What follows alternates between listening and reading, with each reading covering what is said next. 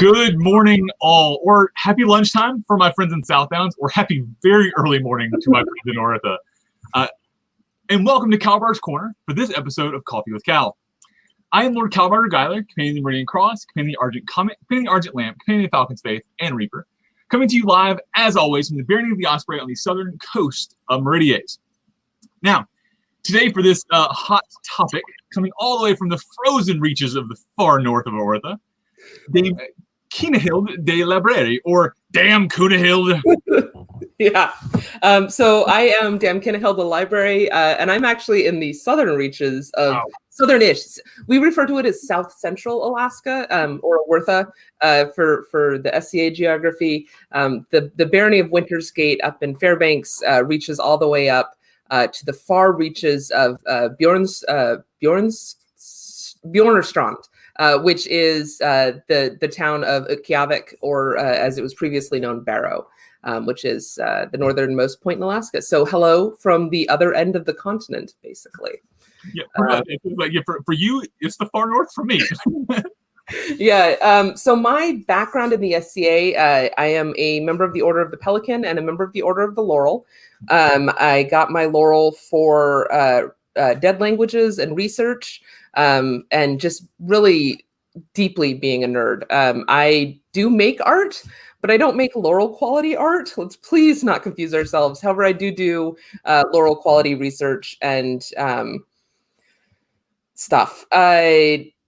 My background with religion, I personally am not a practicing religious person anymore. I have a very sort of self-constructed faith that is, so if people are familiar with the term syncretism, which is where you kind of harmonize a little bit, or it's often talked about with Catholicism during periods of colonialization, where local people adopt Catholicism, but then they sort of add their own flavor to it.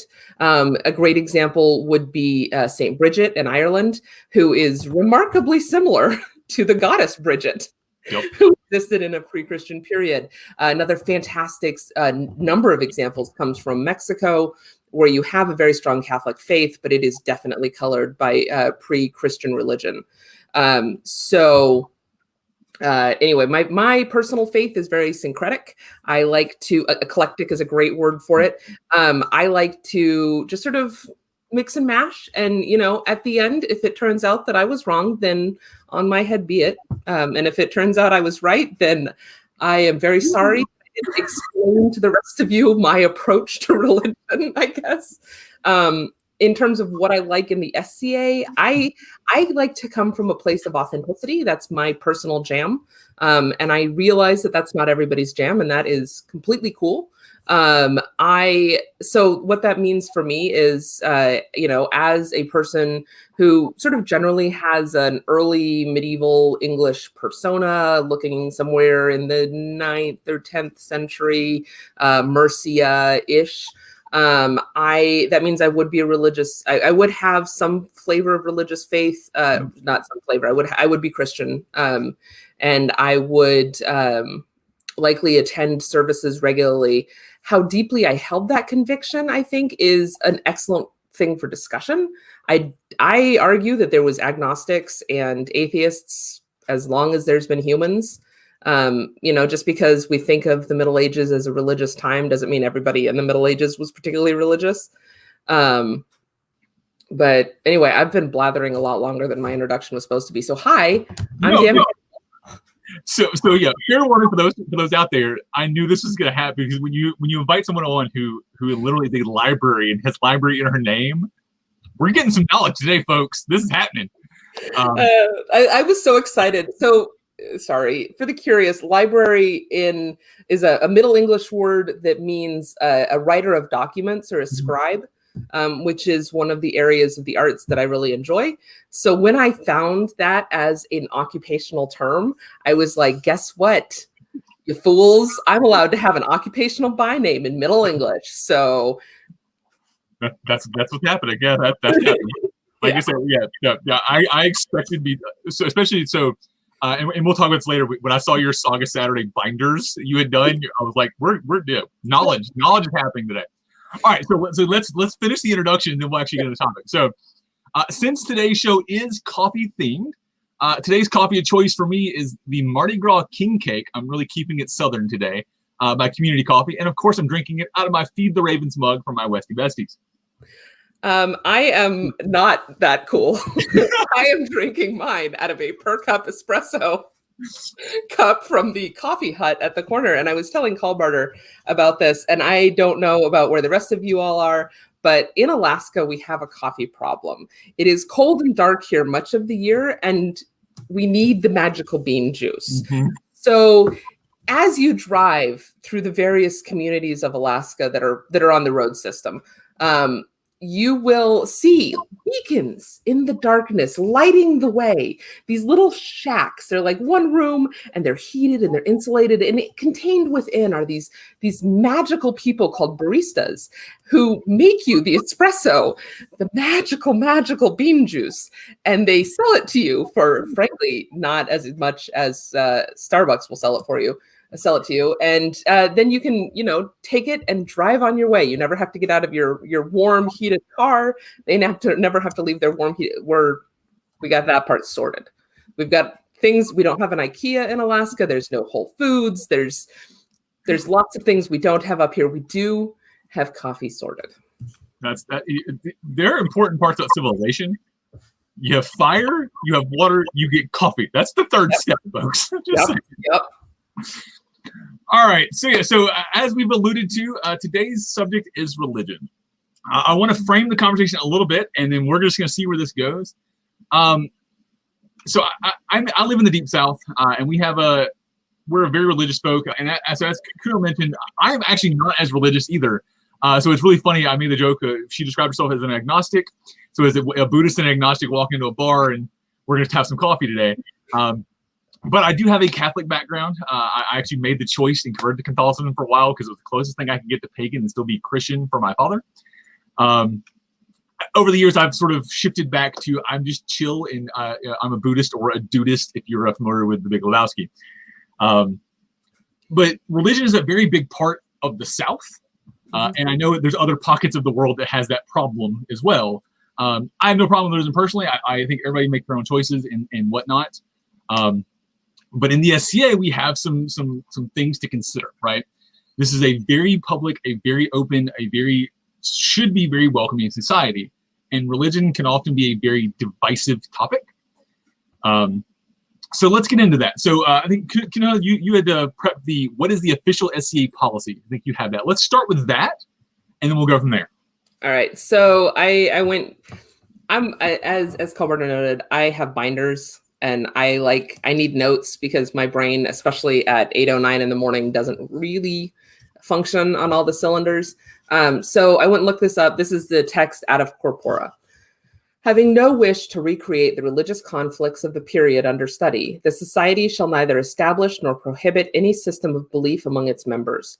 No one shall perform any religious or magical ceremony at a society event or in association with the name of the society in such a way as to imply that the ceremony is authorized, sponsored, or promulgated by the society, or force anyone at a society event by direct or indirect pressure to observe or join the ceremony. However, this provision is in no way intended to discourage the study of historical belief systems and their effects on the development of Western culture.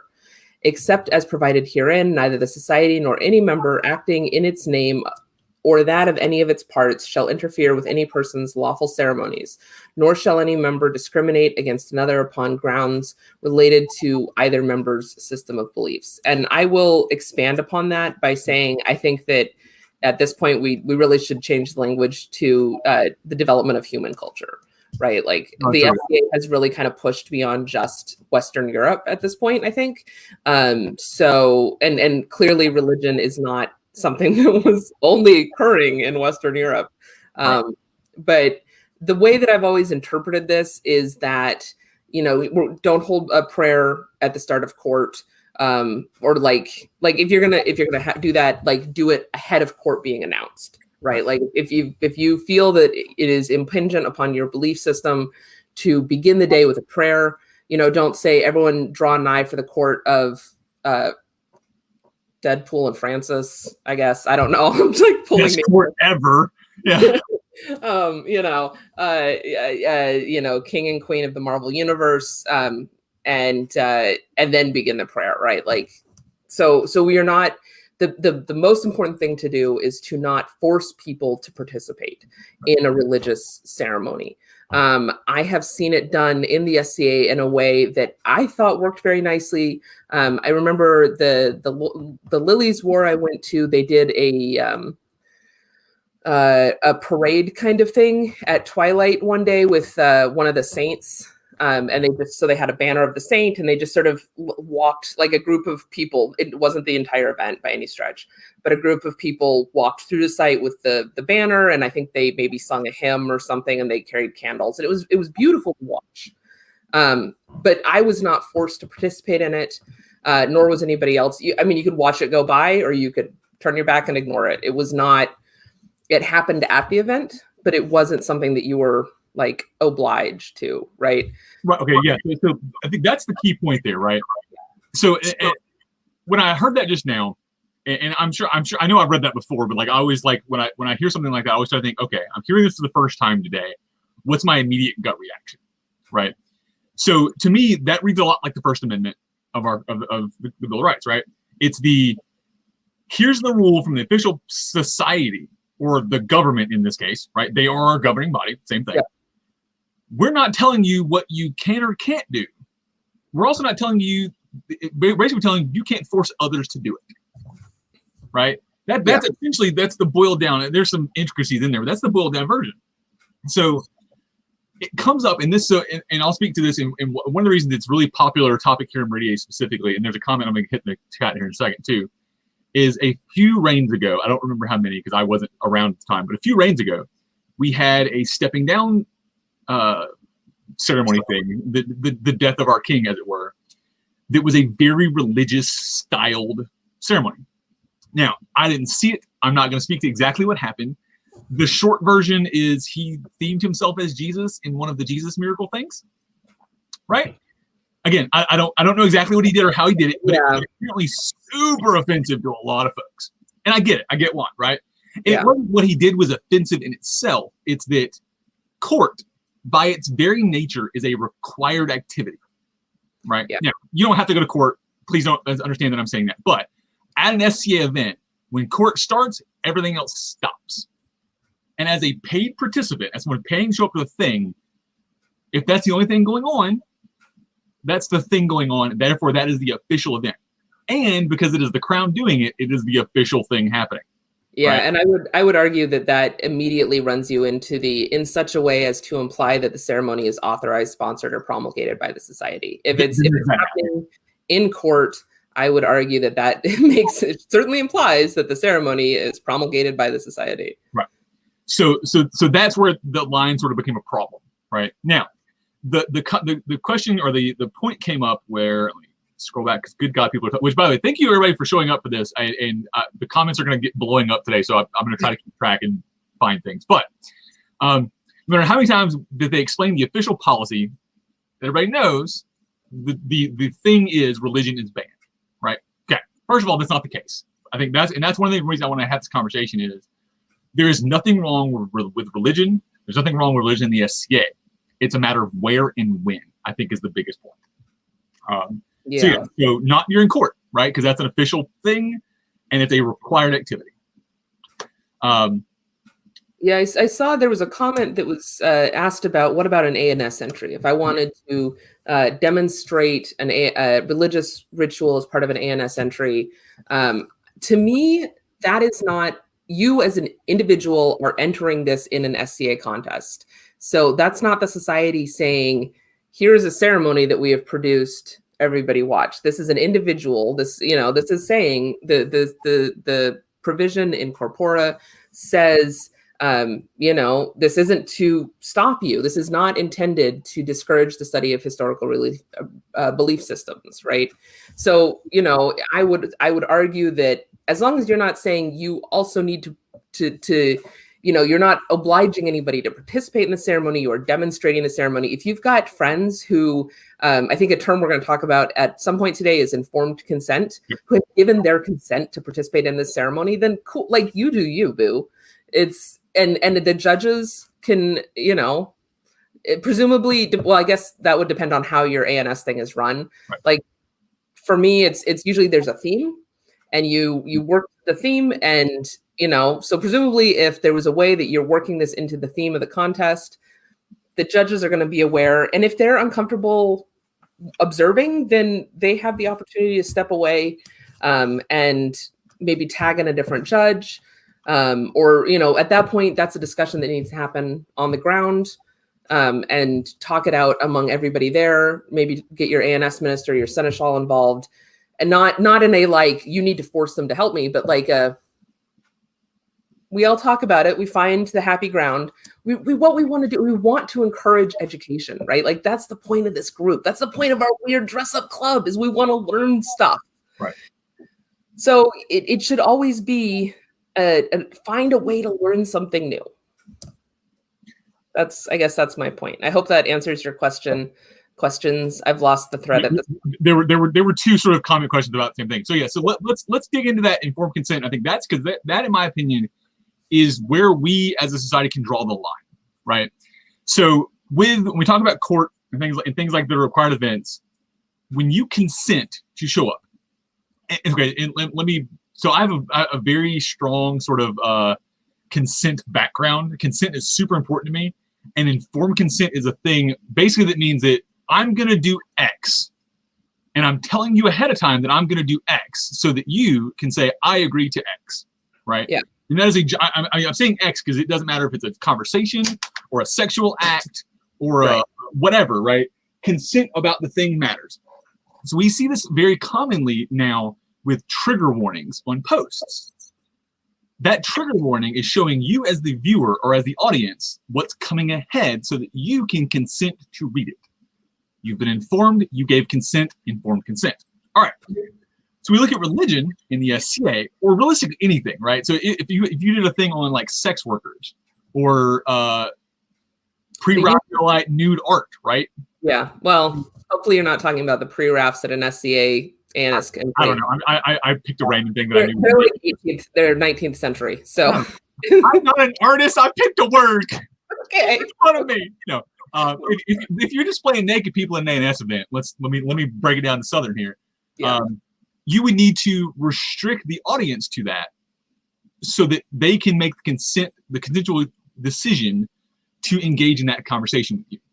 So if you wanted to do I think there was a thing about a Reformation preaching demonstration as an ANS entry. That's awesome. I would personally love to see that. But you would be submitting it as an ANS entry, and it would have a label on it with your documentation of what you're doing, so that the judges would get ahead of time and go, nope, I can't look at this because I'm a super crazy specific sect of something that doesn't allow me to do that. Or I don't want to do that because I'm not comfortable or whatever, right? They get to then consent to that. And so that's step one. Step two is then when you go to present it as a live arts demonstration to the general populace, right? One, that's not a required activity. Nobody has to show up for that. It would be wise of you or the person running the fair to walk out ahead of time and go, hey guys, we're about to do X. Here's what's about to come up. You're now informed. You're not asking for permission, and this is why I'm sort of hot about this thing right now, because this conversation came up this morning on the B2P server about the knighting that happened yesterday, and I'm not going to get into that. It happened, things happened. That's a whole different conversation. But informed consent is part of that. Nobody's telling you have to ask for permission. It's let them know what's going to happen so that they can consent by being there. Yes. No, I am in complete agreement. I've seen some really, I've heard of some very exciting ANS entries. There was actually, here's a perfect example. We have a laurel out here in the West, Madame Kinehild de Librari, who has the laurel in period divination practices. And there's a very exciting rabbit hole you could go down discussing divination, and it's intersection with religion. Because when we talk about medieval divinatory practices, those are largely, if not exclusively, happening within the confines of the church. There's a whole series of these phenomenally cool, they're called prognostication manuals, and it's like dream manuals. There's this whole study called brontology, which is the study of, or it is predicting the future by lightning. So you listen for when the lightning strikes during the day, and that should tell you about what's happening in the coming year, right?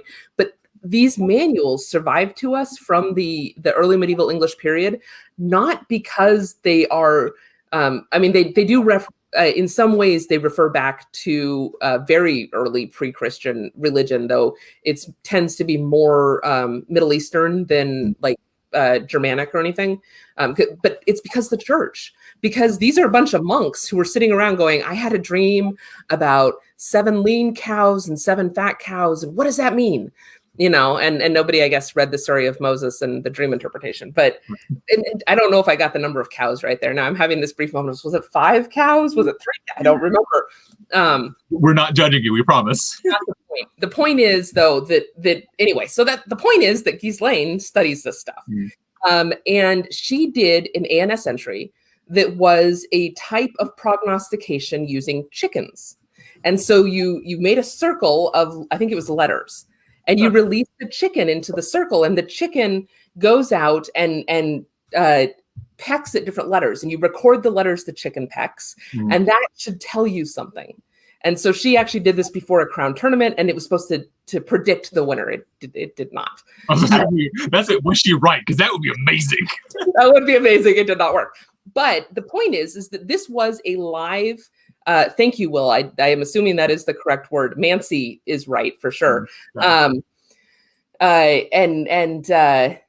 So she did this live ANS demonstration of something that for various, especially when we talk about evangelical Christian religions, they typically kind of frown on forecasting the future, right? Like, so this could be something that could be a very hot subject for members of the populace. She announced what she was going to do ahead of time. She discussed what it was going to look like. She has done some online things. And then she went and she did it. And I think it might have even been on the list field. I don't remember, or off to the side, maybe. People who wanted to see this presentation, who wanted to participate, could go and attend and watch. People who didn't think this was appropriate didn't have to be there. They were not obliged by any stretch. And so that's an excellent example. Like if you wanted to do a sermon, if you wanted to demonstrate that you have written a pastiche of Sermo ad Lupus ad Angelus, which is an Old English sermon. It's the sermon of the wolf to the angels. And it's because the guy's name was Wolf, the preacher. You know, if you wanted to write your own version of that in Old English and perform it, you know, tell people what you're doing. They can attend, they can not attend. Informed consent, give them the opportunity to learn and give that informed consent. Right. Yeah, it's the informed part of that really makes such a difference. And, and that's the biggest thing. It's whether it's required and then whether it's informed.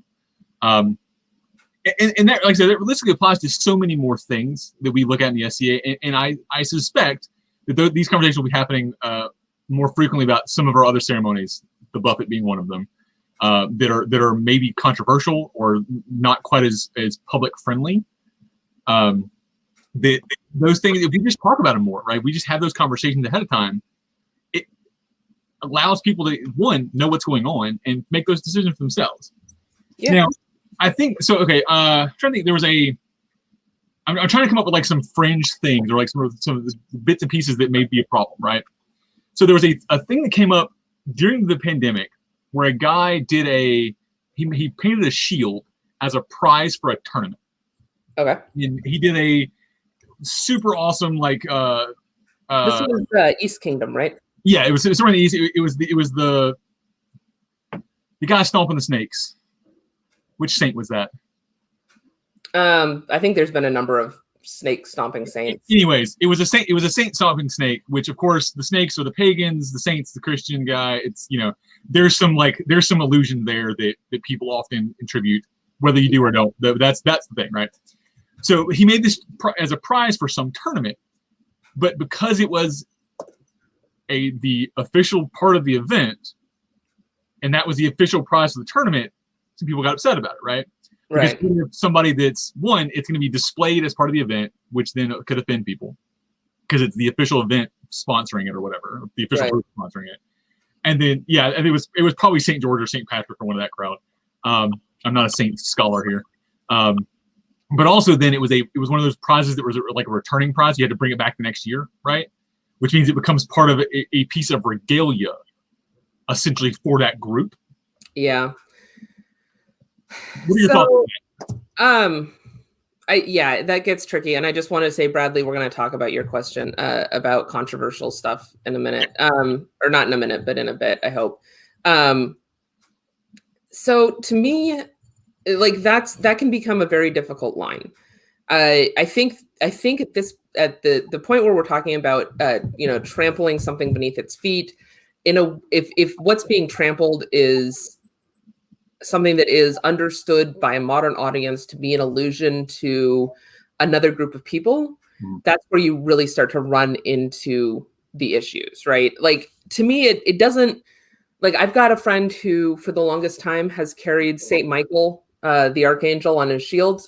He is by faith and practice a Russian Orthodox believer, and his faith is incredibly important to him, and he carries that with him both in his mundane life and in his SCA life. I know we've got registered devices that have the Chi Rho on the front. We've also got registered devices with what we modernly term the walnut, which is a really interesting conversation if you want to have about how that's probably not what it is.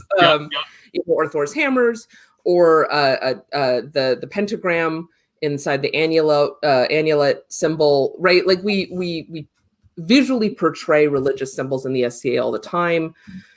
So when it's the branch creating something that is a religious symbol that is or when it's an artist creating for a branch something that's a religious symbol that's going to become regalia, I think at that point you're walking a real fine line. I would argue that, to me, it seems appropriate to portray a saint, but maybe leave out the trampling underfoot part. But then, St. George and the Dragon, that is a very solidly medieval motif. Right. And it gets, like, if we're recreating the Middle Ages, it gets real tricky if you want to excise all religious imagery. Right. So you just walk that fine line as best you can. If you wanted to do it, you could just do the archangel. And it's probably worth noting that angels are not a uniquely Christian image, that they show up in other Abrahamic faiths as well. So, make of that what you will. I don't know. It's tricky, right? Like, this is where somebody who doesn't have a particularly strong religious faith gets real tricky. Because I'm like, I mean, you do you. Like, if you want to, I've run events. I ran a feast at one point called the Feast of the Four Crowned Martyrs, which is a reference to a specific religious. So the anthropological term is a cultus. It's not a cult, but it's a saint's cult, right? It's not a cult like we understand today cults. It's just like these saints are worshipped together using specific practices. We didn't do any of the worship at the event. We just named it because that was the day the event fell on, was this particular saint day. Right. So we called it the Feast of the Four Crowned Martyrs because it sounded cool. And it makes it easy to name events if you just look up the saint's day and you're like, look, bam, check, moving on. There are thousands of them. You can find a good one usually. Yeah. Yeah. I think for me, right? So I'm not personally offended by that. Having with a Catholic and a pagan background, I see the imagery. I know what it was for. I know what it was used for then. And it's actually the devil being stomped underfoot, not the pagans or whatever, right? And sure, in that context, it may have been, but 100 other contexts it wasn't been. I think the problem lies in then there's two things you have to look at. Go back to informed consent. So if that's the prize for the tournament, then, and it's announced ahead of time, then anybody fighting in that tournament knows that ahead of time and they know what the tournament's for. Cool. I'm actually good with that personally, right? Right. But if that's the only thing going on, and being sponsored by the official group is where you fall into that, like the official sponsorship of the SCA. Yeah. So if the company of Saint Cecilia, which is some household over here, wanted to do a 14th century pot d'armes that they sponsored in their camp, or later that night or whatever, and that was the prize for it, awesome. Do that, rock on. That's amazing, right? Everybody's aware, it's up front, it's not an official SCA thing, cool. But like, the Meridian Grand Tournament, right, which is the big official Meridian Tournament thing, and that's the prize for it, that's not okay anymore. Because then I either don't get to participate, or I have to consent to fighting in the tournament with that, knowing that's the prize. Yeah. And like in the art world, we talk about context, like contextualizing art, or in archaeology, you talk about contextualizing finds. And that means to situate a particular item within its broader, it means exactly what it sounds like it means, right? Like I found a pottery sherd. So I'm going to contextualize that sherd by looking around and saying, well, it's in a layer with these other things and whatever. So in a lot of the way, it sounds like what you have to do is contextualize your art. Make sure that everybody kind of is aware of what you're trying to portray, and then being careful to walk that line between, we don't want the group to be officially promulgating a religious faith or denigrating a religious faith. But at the same time, we're studying medieval art, which has religious faith in it. Yeah. Right. Fire, water, coffee, religion. Yeah. That was the fourth one, folks. So sorry, we're going to go on a little tangent here about the history of religion in society, right? Like, what does religion give us? It gives us a calendar. Mm-hmm. And what do we need a calendar for? Well, if you're planting crops, it's useful to know what time of year to plant the crops. So when we look at sort of religious beliefs around the world, what do we tend to find, right? Like there tends to be a festival of Thanksgiving. There tends to be a festival for the spring. There tends to be some kind of harvest festival, right? What do you do in the spring? You plant your crops. What do you do in the fall? You harvest your crops, right? Like it is so fundamental to the human experience to need to celebrate these things. And today we've kind of in a lot of ways, we've taken the religious aspect out. And honestly, when you look at popular expressions of religion in the Middle Ages, you start to see a lot of, and I've just totally blanked on the word. It's not secularism. You see a lot of secularism in these practices, like medieval celebrations of Carnival.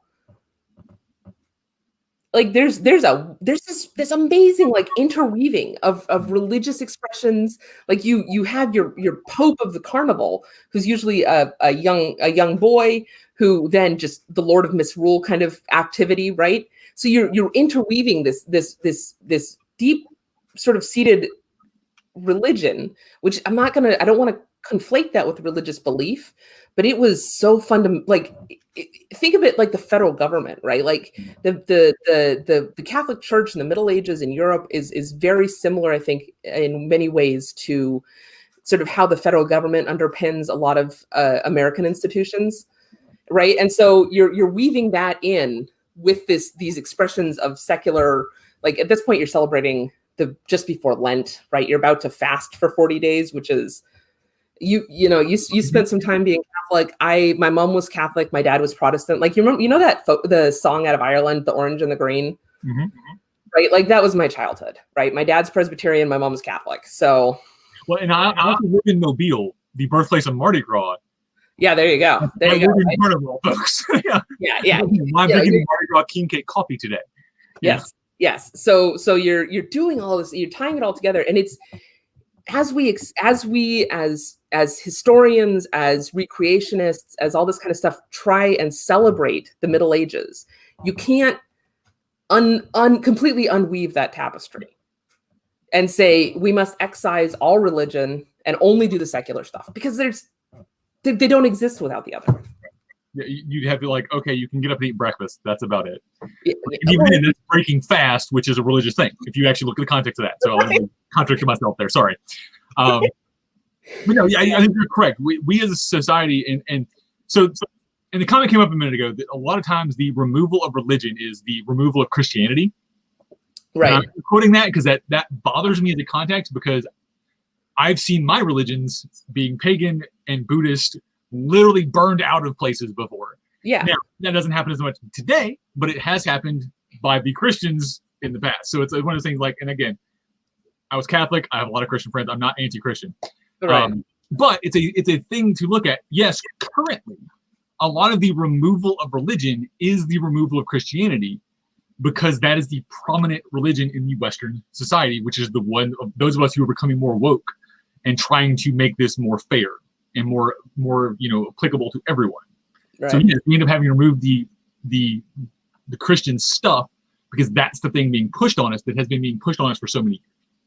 Now the other question that came up is that now people assume offense. That's the instant thing. We see, when you see a swastika, you assume offense. When you see a burning cross, you assume offense. Well, so those are both pretty hot. I know. I did that on purpose. But you also so there's a line, right? Obviously, I use two very extreme things there. But so again, to me personally, the swastika has a deep-seated Buddhist meaning. Don't mean I'm going to use it, because now it's offensive, right? But we assume offense because we've been offended. When you get hit and get hit and get hit and get hit, the next time somebody lifts their hand up, you're going to twitch. It's a violence response, right?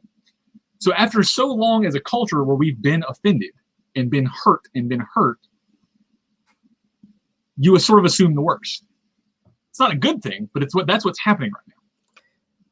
Yeah, I again, as a person who doesn't really practice a real organized form of religion, right? Like, I tend to be pretty laissez-faire when it comes to, like, it's funny too, because I use religious imagery a lot in writing, in talking about things.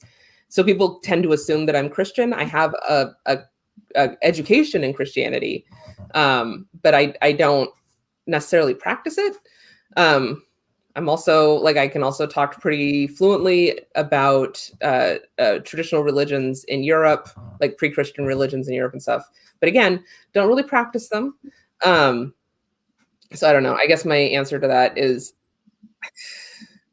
like, there's never going to be a hard and fast rule, right? Like, I guess, no, there is. Okay. So if your symbol has been used to, if the symbol in question has been used to, in murdering millions of people, in perpetuating racial violence, right? Like, that's going to be my line.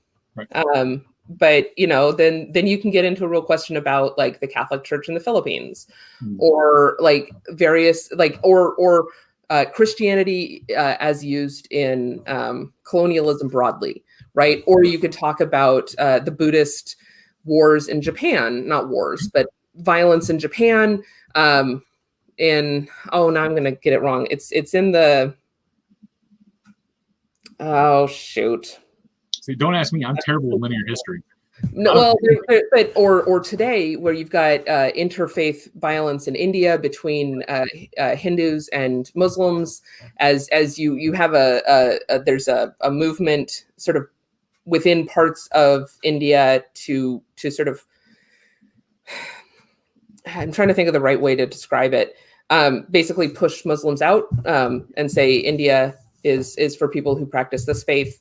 You guys have to go somewhere else, right? Like, I think you'd be very hard pressed to find a religion practiced by more than 1 million people on this planet that has not committed violence in one way or the other. That in some way, right? Like, this is my very pessimistic view of society, but basically, anytime you've got more than 2 people in a group, more than one person in a group, eventually that group might accidentally or intentionally, I guess I shouldn't even use the word accidentally, might commit violence against another group. Like, that's just... When the minute you have more than 2 people in a group, you have both politics and religion will occur. They will spontaneously happen. We cannot help it as people. Yeah. So I think you made the point a minute ago that the context matters, though, right? Yeah. Sorry, I went way down the road. No, that's fine. I think we'll circle back to that, because that's the idea. So again, right, the swastika. clearly, contextually today, it is not a good thing to use in anything because of what has happened under that symbol and under that flag, and I'll use sort of flag, right? Yeah. Over years. In history, if we're doing a study of a thing that happened, I've been working on a block printing thing for the Diamond Sutra, which is a Buddhist text from the 800s that has like a big swastika in the middle of the chest, right? I'm not going to change that for my ANS entry, right? I'm going to present it as it was in context. But if I was recreating that to like display in my house or, do for like give to a friend, specifically the person I'm giving to is Jewish, I'm going to remove that, right? I'm going to alter text to make it, because the context of today makes that offensive, right? So the context matters, which also means that context can change. And not can change, does change. So we look at things like the Valknut, right? You mentioned that. So that's becoming used. So actually, Meridies had this happen very, very recently. So the stars and bars, the Confederate flag of the South, is a thing I see all too damn often. It is a flag that was flown that divided this country, and that hundreds of people died for, thousands. I don't know, numbers are hard. People died for this because of slavery and because of whatnot. So Meridies had a flag that was a black and white saltire with a star in the middle of it. That, if you're not thinking too hard, it's just a cute flag. And being a Meridian warrior, I thought of that flag, and it's the coolest looking flag. Like, it's the best badge we had for that battle flag field. I wonder why, right? Because it felt like a flag. We all finally went, maybe we shouldn't, Yeah. But it's context. So like in the South, we didn't immediately realize it, right? Those of us looking at it, because we're so used to seeing the Confederate flag, we didn't immediately make the connection.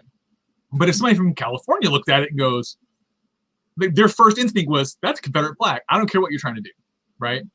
Yeah. We also then found out that there's one of the right-wing hate group things, I don't know which one it is, that uses a very, very, very, very similar version of that flag. It was the black and white version of the Confederate flag. So that flag got removed, or that Populist badge was removed from Meridies very recently, and I'm happy for that. I say very recently, it was like 6 months ago now. Time means nothing. But context matters. So a year ago, 2 years ago, 5 years ago, it wasn't offensive, right? Or it wasn't as broadly offensive. Yeah, I think it would be maybe better put to say that it people weren't aware of the offense that it could cause. Correct. Thank you. That's right. Correct. Like it's and I think this gets us kind of to one of the things I wanted to talk about, which is like, as we are medieval, are practicing our medievalism, right? Like, there's things you have to be aware of what's going on with the broader context of what's going on in the world, right? Especially today, right? Like you have to be able to look around and say, okay, do I want to associate myself with this or not? And if I'm going to be prepared to be able to discuss be aware of what you're doing, and be able to discuss why you are hopefully not associated with these people, right? Like, so there's two really good examples that I want to talk about. I was reading a book this week, preparing for today, and this is the book. It's called The Devil's Historians, and it's by Amy S. Kaufman and Paul Sturvetant. It's How Modern Extremists Abuse the Medieval Past. And what it talks about is it's the Knight Templar movement, or a kind of associated Crusader movements, and then especially Northern heathenism, which something I want to make sure people are aware of is at one point in my life I did practice asatru, and went pretty far down that road, and like trying to understand how I wanted to see my faith. So I've got a background in that, and then I also I wrote my honors, or my senior thesis on the translation of mass medical techniques from the Levant to the West, which was looking specifically at how the orders of the Knights Hospitaller, or Hospitaller, depending on how you pronounce that, brought essentially nursing to Western Europe. Did they bring nursing to Western Europe? And the answer was nope. So that's, I guess those are my two caveats. This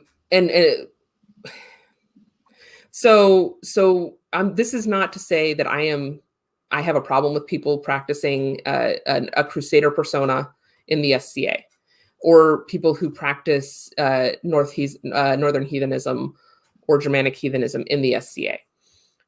But you need to be aware that these two motifs have been adopted by extremists of numerous different stripes to either paint broadly this notion of cultural warfare, or supremacy of one faith or one race over another. And this is not a new phenomenon. There's a really great example from the book, which I, of course, didn't highlight, or I highlighted the text, but then I didn't. So this is from November 15th, 1917. And this was a D notice that was issued in by the British Press Bureau. The attention of the press is again drawn to the undesirability of publishing any article, paragraph, or picture suggesting that military operations against Turkey are in any sense a holy war, a modern crusade, or have anything whatsoever to do with the religious question. The British Empire is said to contain 100 million Mohammedan subjects of the king, and it is obviously mischievous to suggest that our quarrel with Turkey is one between Christianity and Islam. So this use of the crusade, which the press promptly went on to, go like here's a right. So that's from Punch magazine. Right. It's Richard the Lionheart on crusade, and they're talking about the war in Turkey as the last crusade. So the press promptly ignored this missive from the press bureau, and went ahead and used crusader imagery to discuss the war, which we saw again after 9/11. If folks will think back, there was a lot of use of crusader imagery about, well, we're going to go fight these people, these like evil Muslim was a phrase that got used not infrequently, right? Like the president used the phrase crusade, which, then Osama bin Laden picks up that word and he's like, look, they are coming for your religion. And that's, so there's that context you've got to put on it. So if you in the SCA are going to do a crusader thing, that's your jam. But you got to be aware of the broader context that word and that motif will call up, and know that people will read into it a certain amount, what you may or may not want them to. Hopefully that you don't want them to, right? Like, and that it may attract people who see that motif, because that crusader motif has then been picked up by various people. Anders Breivik, if you think back to the guy who shot up, who committed mass murder, shot up is that was a very casual term for what he did. He committed mass murder in Norway at a youth camp, or young adult camp. He said that he was the leader of the New Templar Order, right? Like the guy in New Zealand who shot up a mosque said that he had sought the blessing of the Templars, right? Like, you got to be really aware of this context and be able to articulate why you don't associate yourself with that, and make clear that you don't associate yourself with that. The same thing goes with a lot of that sort of Norse heathen, Germanic heathen imagery, is you have to be very articulate when you say, I do not associate myself with the white supremacists who have adopted this imagery for their own. So one of the show that I do is called Saga Saturday. Quick plug. If you are interested in Norse sagas, in Germanic poetry, any of this kind of stuff, come check us out Saturday mornings at 11 a.m., 10 a.m., 11 a.m. Pacific time. We're on Facebook. It's super cool. But we're going to actually do an episode at the end of March, I think, where we kind of go through the fact that we do not support white supremacists. And please understand that real Vikings punch Nazis, right? Like, you have to be able to articulate this, if you wear a Thor's hammer, this Thor's hammer that I wear is my religious faith, and I do not associate myself. I explicitly reject this notion of white supremacy or anything like that. Like, you need to be articulate and be prepared for somebody to come back at you and say, look, I have seen this imagery somewhere else. I have this feeling about it. And you have to be aware that that is a context that you can't control the broader context that you need to be able to hear and respond to, right? I hope I've articulated my point. I don't. No, yeah. So to tack onto that, the other thing you have to remember, if you're going to do that, right, you also have to remember you're not going to have a conversation with every person who sees you, right? Yeah. So this comes up again when we have things that pop up on social media. I hate giving it like the Buffets, right? Those ceremonies that in context are very meaningful and are very poignant, very awesome. But out of context, with that one little 2-second snippet, it's some person getting slapped, and that's all you see, right? Yeah. So when you're at the event with that thing happening, and that conversation can be had afterwards of, oh, this affected me. I want to have a conversation about it. Cool, that's awesome. Let's do that, right? But when you get taken out of the context and it just sees in passing, it's a lot harder to do. This comes up a lot when people are doing any extra European personas. So any of the Chinese to Japanese personas, a very white person doing a Chinese persona looks very appropriative when it's out of context. Yep. Right? Yeah. Done in a historical fashion when they're doing it at an SCA event for this and that, it's very meaningful. So Ouyang, who was on a few weeks ago, when she was elevated recently, she was like, I don't want to get elevated in my Chinese garb, because or if I do, I don't want it publicly. I don't want it shown on Facebook, because now that's going to be me, a very white person in Southern Alabama or in the South, in Chinese garb, acting Chinese. Right. Out of context, that's very offensive.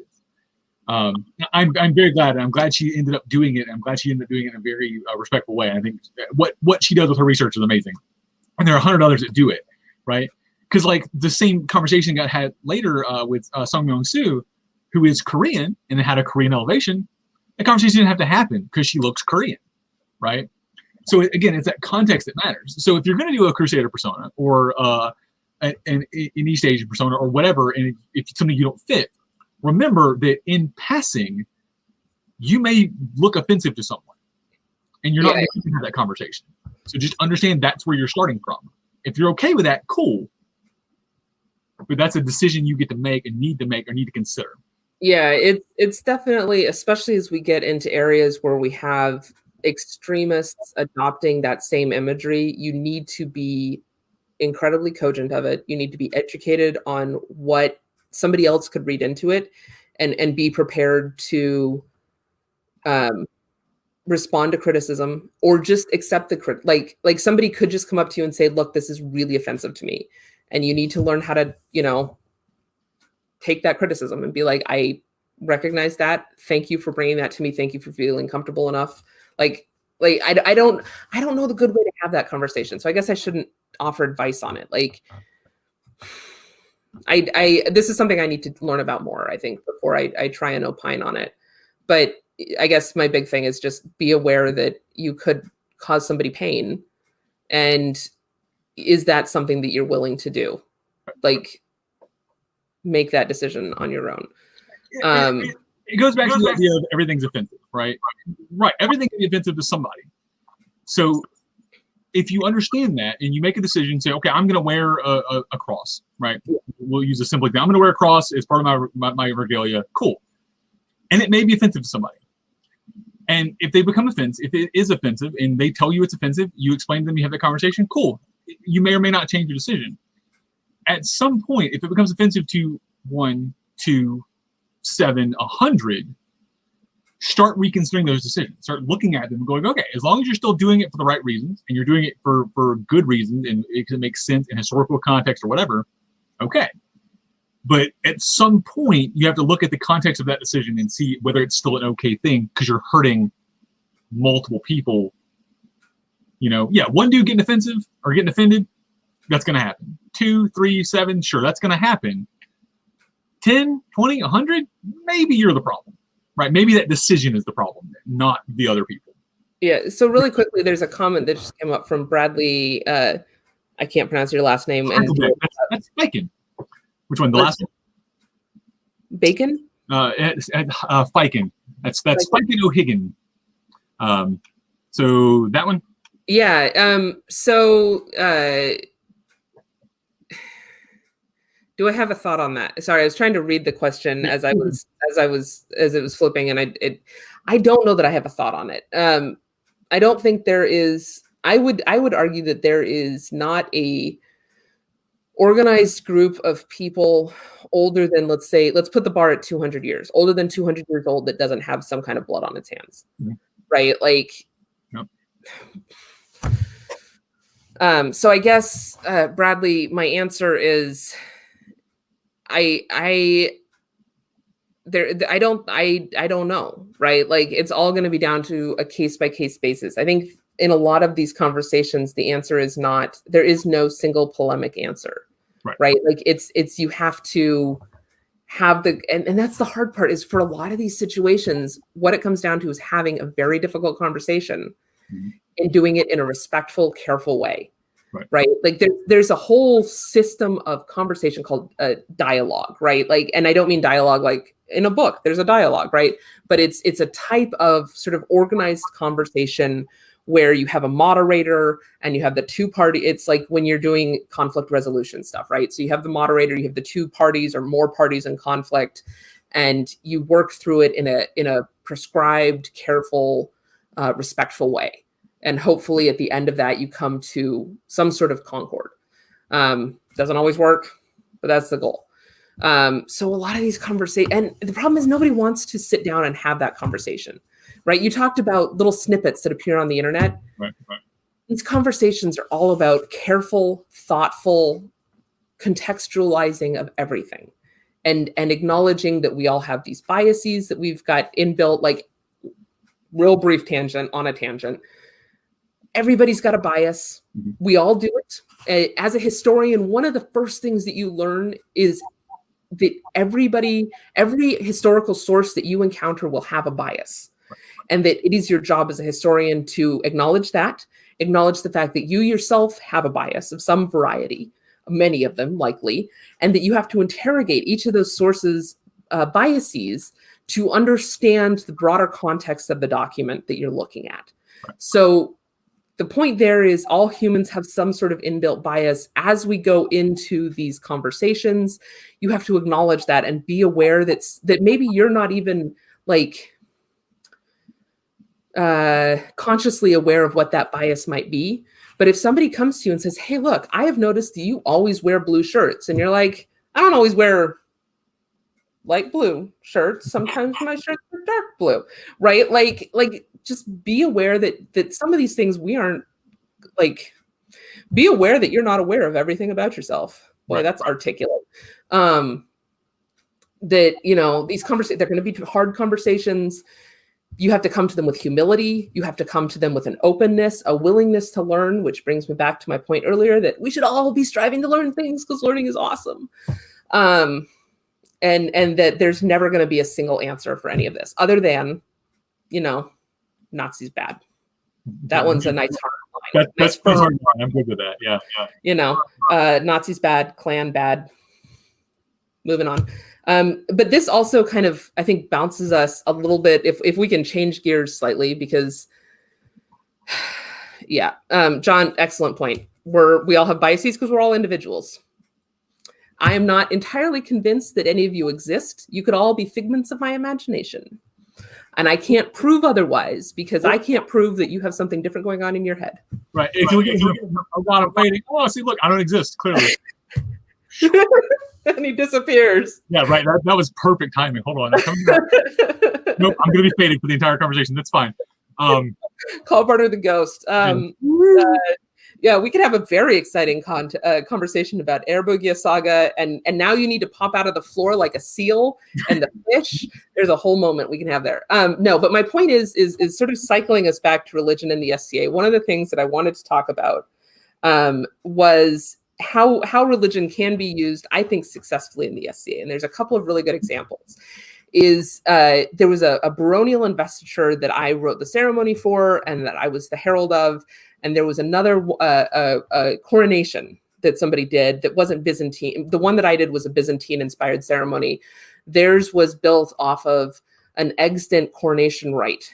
And what we did in both cases was, instead of having religious leaders who would have been incredibly involved in these processes, right? Like in the Middle Ages in Europe, the church and the crown were incredibly codependent.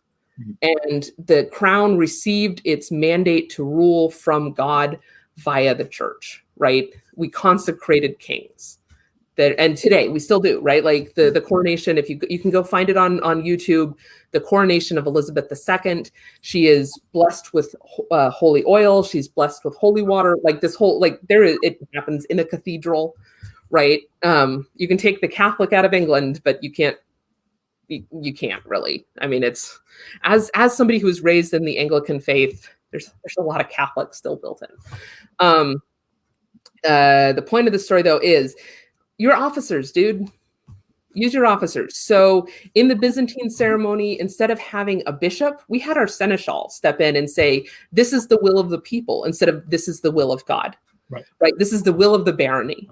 The barony has come to the king and said, we wish this baron, instead of God coming to the bishop and saying, I consecrate this firstborn son of the last emperor, which is awfully convenient, you know?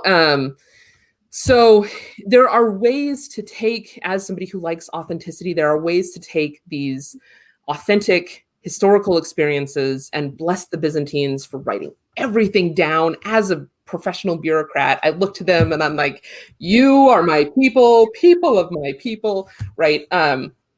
Anyway, there are creative ways to work in these historical religious expressions without being overtly religious.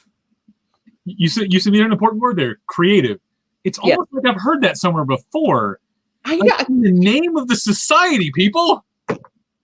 Yeah, no, and so that there are 1,000 ways to explore, acknowledging that unpicking religion from historical expressions. And there's a great example out here in the West, and I've completely blanked on her name because I'm staring out a window and now all I see is trees, and I'm trying to come up with a name that sounds like tree, and that's wrong. She's a peer out here in the West, and she has a very carefully researched, very authentic Japanese persona. And as part of that, I believe that she's done tea ceremonies, which a traditional Japanese tea ceremony interweaves Buddhism and Shintoism in a way that doesn't really unpick, right? Like it's just like Carnival. You can't unpick the religious and the profane. They are absolutely commingled. So obviously she doesn't do this as a like court thing, right? But you're back. Nohana. Thank you, Sarah. Sanjay Nohana, I think is her name. I am really embarrassed. So if she watches this, I beg your forgiveness. It's the House of Cheerful Monkeys. I remember that part. Anyway. That's an amazing household name, first of all. That's an amazing household name. I want to be part of that household. That's right. Awesome. Anyway, the point is it's not just a Western thing. Religion and people are completely interwoven. And then if we can like completely clutch again. Come on. So everybody look at Sarah's comment. There we go. That's her name. Thank you, Your Highness. You are, as ever, truly a wonderful human being. An inspiration she is, isn't she? She is. She sent me, I should have put them on this morning. She sent me temporary tattoos that I like to put on my face now when I have a public meeting, because it's all over voice. It's right. You can't see me. So I put dinosaur temporary tattoos on my face when I have to speak in public now. And I don't know how I'm going to go back to the real world without my dinosaur tattoos. Right. It's very sad. It's going to be very hard to explain to my boss, I guess, is where I'm going with that. Anyway, if we can clutch again, because I know we're running short on time and I don't want to. I have all day. I'll go refill my coffee if I have to. Keep it coming. Okay. So religion and inclusion, that was something I wanted to talk about as well. And this is something that I think doesn't really get talked about as much. We've been talking a lot about lately, having very good conversations around diversity, equity, and inclusion in the SCA. There's a great web series. I think it's run on Thursday nights. Yep. DEI, This Week in DEI. I completely recommend checking it out. I also want to shout out to the SCA DEI officer who is doing and I'm calling her face to mind, and I am not coming up with her name. So I beg again her forgiveness. It's 9:00 in the morning, and I clearly am not functioning yet. I know this one. This one. That's Baroness Zara. Thank you, Baroness Zara. I'm picturing. She has the most amazing smile, and so like that's a glorious mane of curls too. It's just I'm so jealous of her hair because mine does exactly one thing, and I'm just like, she's beautiful. And anyway, not the point. The point is she is doing a phenomenal job at the society level talking about this stuff. But we don't talk a lot about religious inclusion and ways to ensure that people who are religiously observant can participate in the SCA fully. So a great example of this would be Friday night activities, making sure that you don't have major things happening on a Friday night when not just all my words are abandoning me. Sabbath is starting, right? Like letting people who are observantly Jewish, giving them the opportunity to sit down to Sabbath and have that opportunity to express their faith. Saturday, obviously, if you are Orthodox Jewish, that's it's a religious day. It's a holy day. And then for Christians, Sunday morning, right? A lot of folks go to church Sunday mornings, making sure that you're not running things that people need to be at first thing Sunday morning, which I live in Awartha, which gets real tricky because our major event of the year is we have a summer cornet and investiture and a winter cornet and investiture. Right. And it's us and Nordmark. We do it all on one weekend. So you win cornet, you step up the next day. You get less than 24 hours to like get your stuff in order. So we have to pack like 2 events worth of stuff into one weekend. So we don't do a real great job because I usually have to be in Pelican meetings at like 9:00 in the morning on Sunday. So if I was attending church, I'd have to pick a real early service, which I have done before. I had a good friend come up and visit who is an observant Catholic. And he was like, look, I got to be at mass. Can you find me a mass local to you that is early enough that I can get there, do mass and get over to the Pelican meeting. And so that's he and I were mass buddies. And I drove him out to St. Boniface Church, which it turns out mass that morning was being run by the Archbishop of Anchorage, which, for people who are not Catholic, Archbishop is a bit of a deal. So we're sitting in the back row of the pews in garb because we had to like show up and then lickety split out of there. Right. And so he went up to receive communion and I want to make it clear, beautiful garb. He was wearing this late period Italian. He looked phenomenal. He looked like he stepped out of one of these late Italian Renaissance portraits, right? Mm-hmm. Just looked the part from head to toe. He was mortified and he would have killed me if I didn't have the car keys, right? Like he was not prepared. I didn't go, I'm not Catholic, so I didn't participate in communion, but like I'm sitting in the back, just like, I know this dance, you stand up, you kneel, you up, you weave, right? Like you turn around, you shake hands, peace of the Lord, all that kind of stuff. So anyway, just making sure that if you have members of your group or if you have newcomers, right? I'm not saying like go to the newcomers, be like, hey, are you Jewish or Christian or do you need a specific day off? Also thinking about feast, right? If you've got members of your local group who are Jewish, who are Muslim, pork gets real tricky.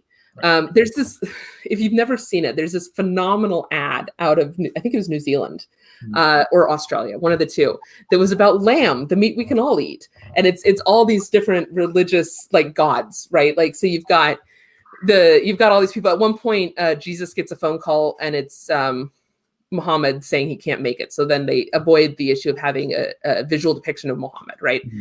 But like all these people are there and they're sitting around and they're all at this table and they're like, what's for dinner? And it's lamb, the meat we can all eat. So being aware of stuff like that, lamb, chicken, there's a lot fewer religious prescriptions on those kind of foods, being cogent at least of sort of kosher restrictions or halal restrictions, and making sure that there's something available. If you've got folks who are Hindu and who are vegetarian, making sure that there is sufficient food that they can eat. I'm not saying you have to tailor the entire menu to them, but just like there is a vegetable-based protein option, right? Like some kind of, so that they're not completely left out in the cold, right? Like we don't want to leave anyone out. And it's just it's that being kind. I know this is a weird concept, but it's being aware of the people around you and being kind. Right. Or just like, hey, do you want me to, I'm running a feast this year. Is there anything that I should be aware of that would make it easier for you to attend? Right. So that's what I wanted to talk about with that. And I'm sort of I'm out of my list of things that I wanted to talk about. The only thing that I promised I would tell is the story of how I got kicked by Jesus. I also have some other fun, like Claire at Sunday school stories, if you just want those. Hold on to those. I do want to talk about so there's in the DEI concept, right? Because that's an important thing. So, and speaking as the vegan in the room, we don't want to all eat lamb. Although there's a really funny Greek joke about that. It's okay. I make you lamb. I've literally had that happen to me in my real life, where they're like, "Oh, well, we're having burgers. Oh, it's okay. I'll make you lamb." No joke, that happened to me. Okay, my apologies. It's a thing. So it's funny that you made that joke because it literally has happened in real life to vegans before. But okay, so there's a thing that, and this is a thing that I'm hoping happens more of, is that within the event planning staff, there is a DEI accessibility. I think there is the word accessibility person, right? So it's difficult as an event planner, right? So I'm a project manager by trade, like that's what I do, right? So event planning and project management sort of it's my thing. But the ideas of accessibility is such a new concept that it's difficult to sort of change the focus of how you plan your events to incorporate those things. So what you do is you pick someone to, okay, your entire job is to sit in this room and make sure we don't miss stuff. Right. So in project management, they call it the black hat. Right. It's the guy whose job is to break it. You go, oh look, here's a hole. Oh look, here's this thing's gonna catch on fire. Right. So you get somebody to do your accessibility. You go, hey, when we go to this event site, I'm looking at, man, we got this great list of them. Oh look, this amazing kitchen. Oh, I'm like, that's what I'm looking at as the event planner. Right. And as an able-bodied person, I'm not noticing that I'm having to hike up a hill. Right. But if you have someone who is there and that's their only job is to look at, oh God, this is a giant hill, or oh God, this is a gravel parking lot, or there's no sidewalks, or what, you start finding those things. And that goes into more than just the race religion stuff. It's accessibility. But it falls in that same idea. To look at, okay, this event is going to be in the middle of Lent. So we need to consider that. For our Friday night dinner, we need to consider that. It's going to be in the middle of this or middle of that or whatever. Or this area is a really large Jewish population. We need to consider that, right? So that's something that I would recommend to anybody out there planning events is pick a person, find a person who's in those cultures or sort of just aware of them, and let them do that digging for you. You keep on doing what you're doing, let them dig it, and then bring you that information back. And even if it's not changing the thing, making people aware. Again, we'll go back to the informed consent part of this.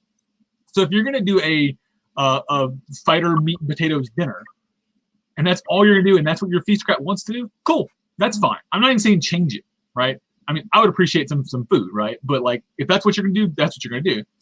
But publishing that menu ahead of time with what's in it, what you're doing, and wins allows me to make the informed decision about whether I'm coming to your event or not. Or if I do come, then I need to bring my own dinner, right? Yeah. And that's the thing. So again, that's me speaking as a vegan, but like it's the same mentality.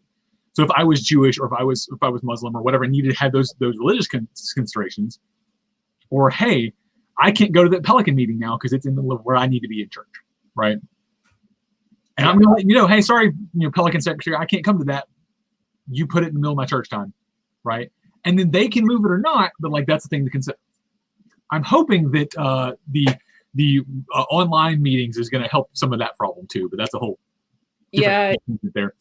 The West, we haven't adopted online meetings with the enthusiasm I think that other areas have. I am still hoping, right? Because the West is huge. We think of the West, I think, largely in the lower 48, which, okay, for lower 48 is the contiguous United States. Right. Brief vocabulary moment. Contiguous, continental, not the same thing. Right. right? Contiguous means they all touch. Alaska is not contiguous, but Alaska is continental. So people up here get very good at having that argument with online retailers, because online retailers will say free shipping to the continental United States. And then they say, well, you're in Alaska. That's not the continental United States. At which point we get real shouty about which continent Alaska is attached to. And they almost always just like roll over. And then like you go back a month later and magically their website says contiguous now. Right. You know, you're like, it's like words matter and have meaning and stuff. Right? You know, like contract lawyers, man. So we're all contract lawyers up here. That was not the point. I got excited about the word contiguous, and lower 48. So we think of the West as in the lower 48. I think people think of the West as mostly just Northern California and Nevada, like a little snippet of Nevada. No, a bunch of Nevada. Shoot, Silver Deserts. God, now I'm. It's all deserts. It's all deserts. Okay, so Southern Westies. Mea culpa, mea maxima culpa. I just done screwed up that I don't know my own kingdom's geography. My point, though, is people forget about Owertha and the Far West, right? Like the Far West is sort of the West's overseas, right, literally over the Pacific Ocean. Japan, Korea. I think we've got a group in Thailand, the Canton of Golden Plain, Northern Nevada. Thank you, Raphael. I appreciate that. So basically the point is it's larger than just Northern California and Northern Nevada. It's Alaska and the Far West as well. And so attending kingdom peerage councils up here means flying 6+ hours from Alaska, or a lot more than that from Japan or Korea, right, to attend a kingdom event. And so the sun never sets on the west. You're dang right there, Your Highness. So it gets real tricky to like the adoption of online. This is real off topic. Right, the adoption of online peerage councils means I can attend more than just 1 or 2 peerage councils a month, or a year. Right, like I can find out which in the end results in more parity in the peers created in Owertha versus Central West versus the Far West, right? Like if all the peerage councils are talking, that means the standard remains the same across the board. That's the point that I wanted to make about online peerage councils, which I'm sure people who signed up to it, who gave their informed consent to attend a discussion about religion in the SCA, were prepared for Kinehild's feelings on early morning peerage councils. That's definitely what you came here for. Thank you, everybody. There you go. All right. So I think so there's a couple things I want to let's circle back. Let's up the religion thing. Okay. So the question came up about, is it taboo to do religion in ANS? No. So I think we pretty much determined it's not. Yeah. The best ways to do it, make sure you're informing your judges, informing the populace what you're doing and why, right? Mm-hmm. Just be upfront about it and research it, right? If you teach a class, right? When you teach a class in an SCA event, it's labeled. Religion in whatever in the SCA. I labeled this very clearly, religion in the SCA, so you knew what you were getting into. If I'm going to label it, but don't label it funny plays in Europe and then do like religious dramas. Like, don't do that. Be very clear about what you're doing. So a bit of a point for me. I hate with a fiery passion funny class titles. Tell me what the class is about and then be funny in your description. Don't give me a mile-long class title and then tell me what the thing is so I can be. Yeah. Okay. I'm done. Fully concur. It causes problems in like record keeping with the little universities, because I can't tell what that class is about now because you gave it some cute title. Okay. So you're gonna do that. Just be upfront about what you're doing. Same thing with like if you're doing scrolls or whatever. So the question came up way ago by Runa, and I'll address it real quick. Why can't we do like religious-based scrolls with like the halos with the saints, right? There's a couple reasons for that, I think. The idea being, one, those things in period from an authenticity perspective were not meant for awards. They were religious documents and religious iconography.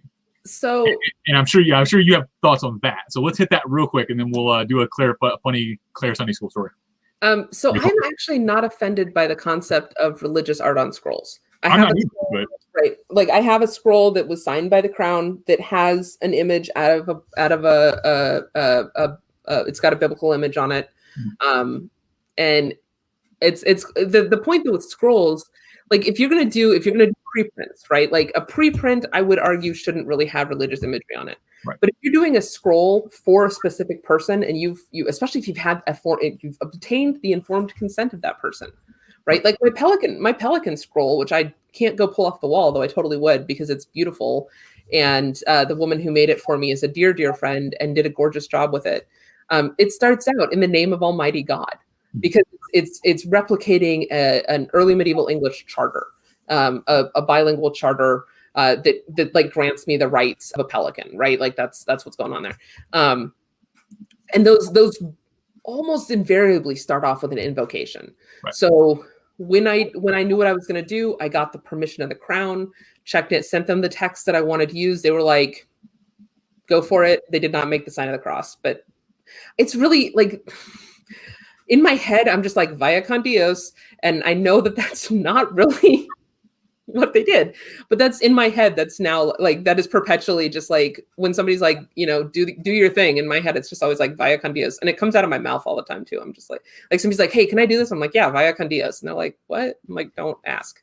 Or do ask. And I'm happy to talk to you about it. But they gave their go ahead. They gave their consent to have that language on the scroll. I was the one who did the translation. So I knew what it was going to say. The scribe was cool with making it. The people who were going to be signing it, because it's signed by more than just the crown. It's signed by my entire household.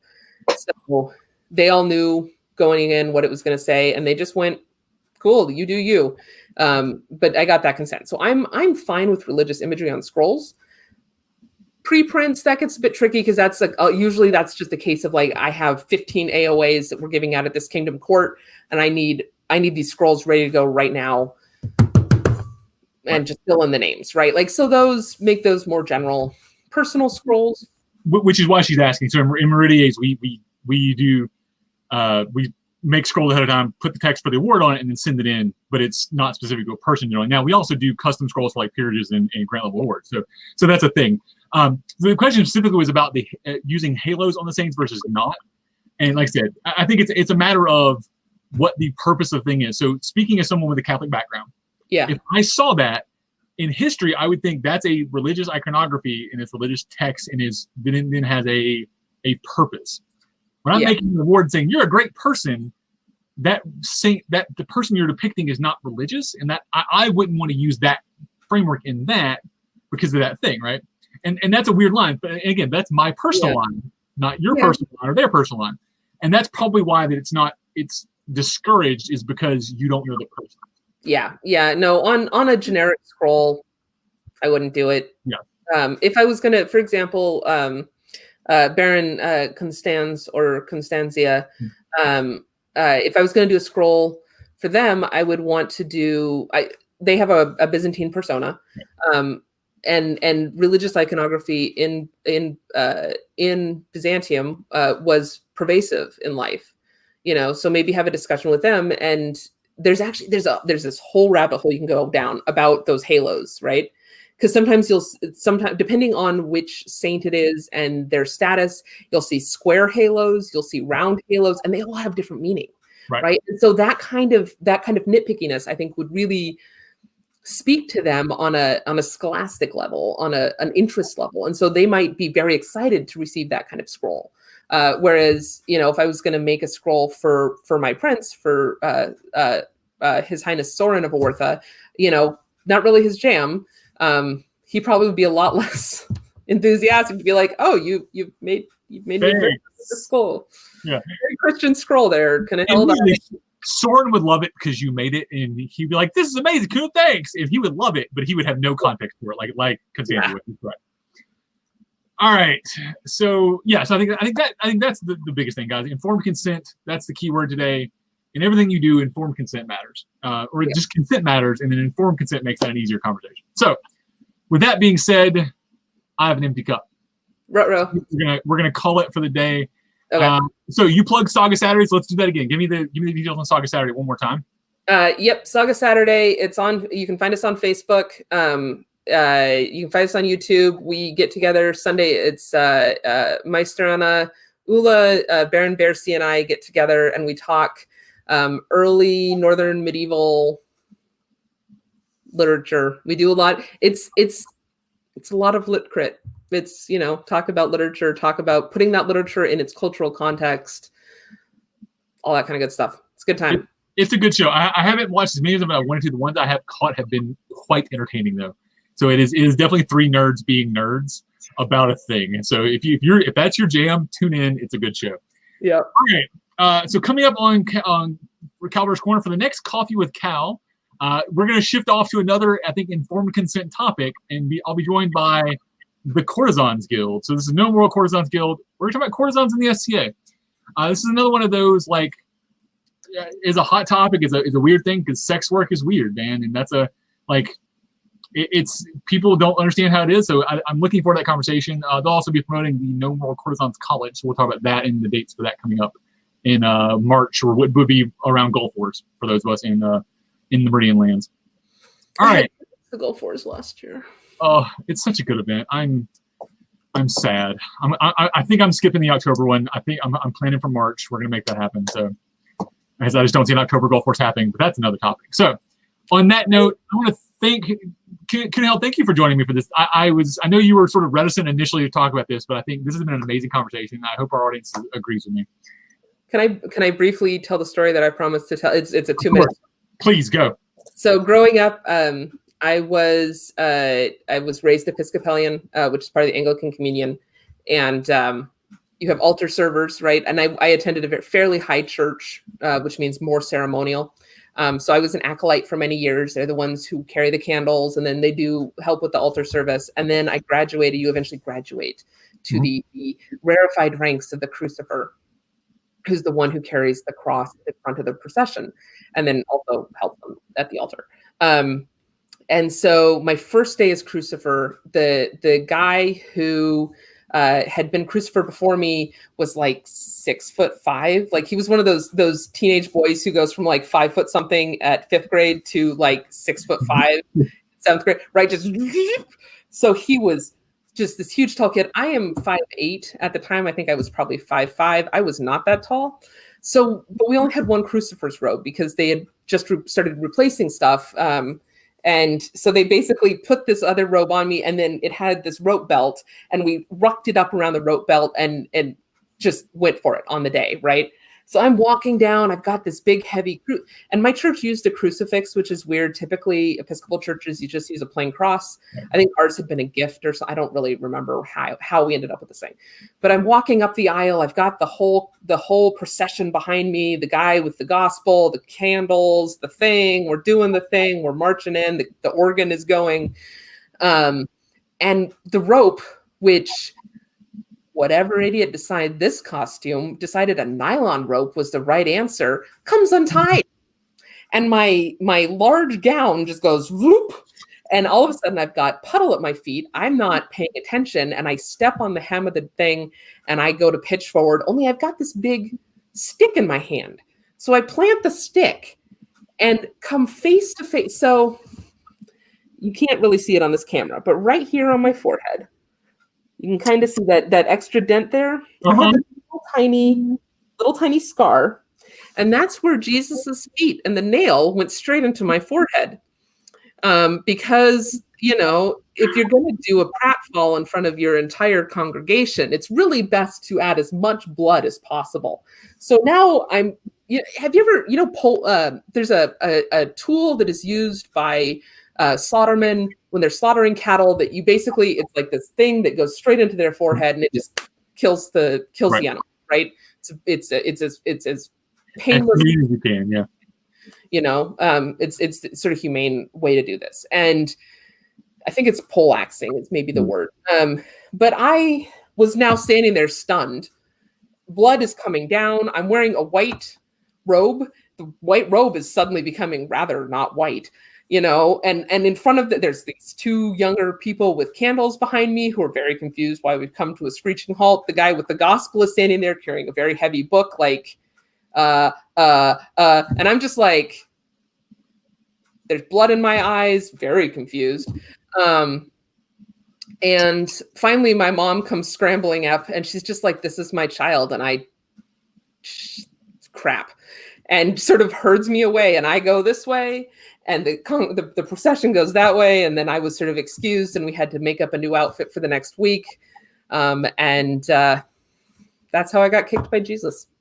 That's how you. And on that note, we're going to call it a day. Thank you again for joining me, Kinehild, and thank you all for joining us for this. I think we need more of these conversations in the SCA to help us improve what we're doing, and I think the DEI office is just doing this. And I hope more people sort of jump on this bandwagon. If you're out there and want to have a conversation like this with me, reach out. I'm looking for new topics, looking for new guests. I want to have these hard conversations, and I only have so many things I have opinions about, or at least that I can think of. So reach out to me on the Facebook page, or I put a post out, I think, last week looking for topics. So please jump on that. Make sure to like, comment, subscribe, do all those button clicking things. And if you want to support KK Productions and all of the channels that we support, look us up on Patreon.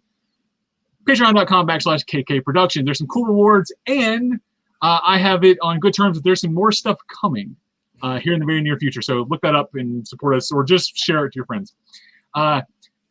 This has been Kinehild and Cal in Kalbardr's Corner.